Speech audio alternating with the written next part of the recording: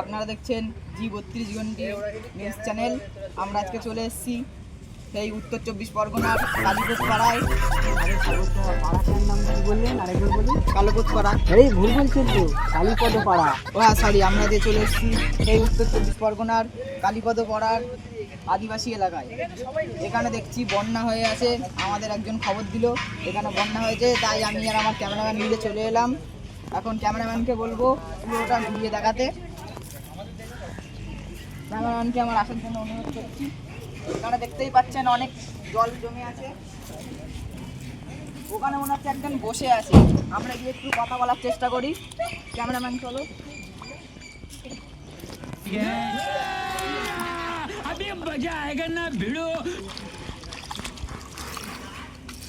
এখানে অনেকটাই জল জমে আছে দেখতে পাচ্ছি।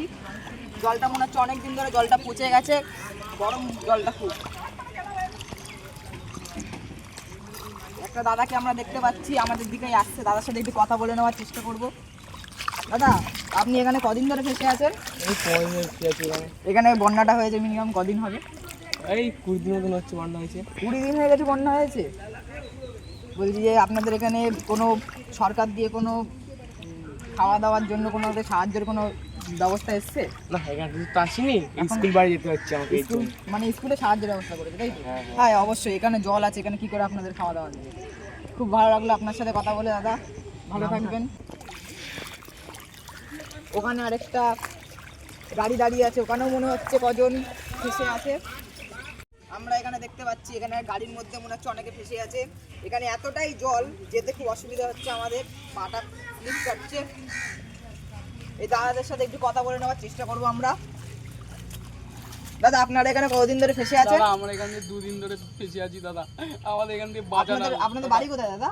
আমাদের বাড়ি দাদা এই সামনে ওই জঙ্গলের ভেতরে বাড়ি দাদা। বাড়ি পুরো ডুবে গেছে।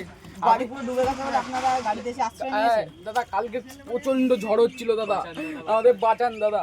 আপনারা 2 দিন ধরে কিছু খাইনি দাদা। এই যে দাদা, এই দেখতে পাচ্ছি এটা আমার ভাই দাদা, এও কিছু আপনারা খাইনি। কতদিন ধরে ফেসে আছেন? আপনারা দেখতেই পাচ্ছেন এই দাদাদের কতটা কষ্ট হচ্ছে এখানে। আমরাও ভগবানের কাছে প্রার্থনা করি যাতে এটা যাতে খুব শীঘ্রই যাতে ঠিক হয়ে যায়।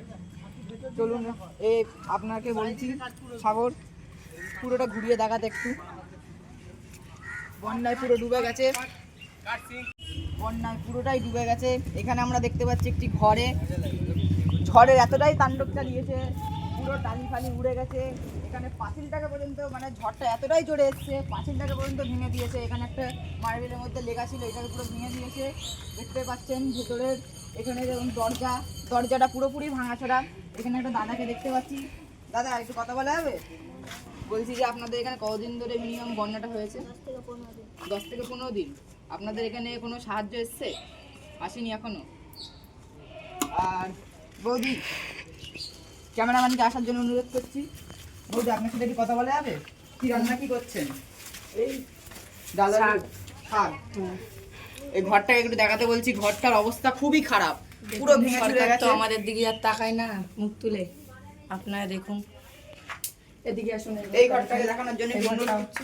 দেখুন পুরো দরজা জানলা ভেঙে গেছে এটা ঘরটা। দেখুন, এই দিকের দিকে পুরো ভেঙে চুরে গেছে, মানে ঝড়ের এতটাই ছিল। ক্যামেরাম্যান চলে আসুন। আপনাদের দুঃখ থেকে সত্যি খুবই কষ্ট হচ্ছে। সরকারের কাছে আবেদন থাকবে আপনাদের দিকে যাতে মুখ তুলে তাকায় সরকার। দাদা, আপনি কষ্ট পাবেন না দাদা, সবই ঠিক হয়ে যাবে একদিন। वाह क्या सीन है वाह क्या सीन है আপনাদের ছেলে? আপনার নাম কি? আপনি কি সব কাঠবাট পুড়িয়ে আপনার মাকে দিচ্ছেন? ও বৌদি, এলাম তাহলে।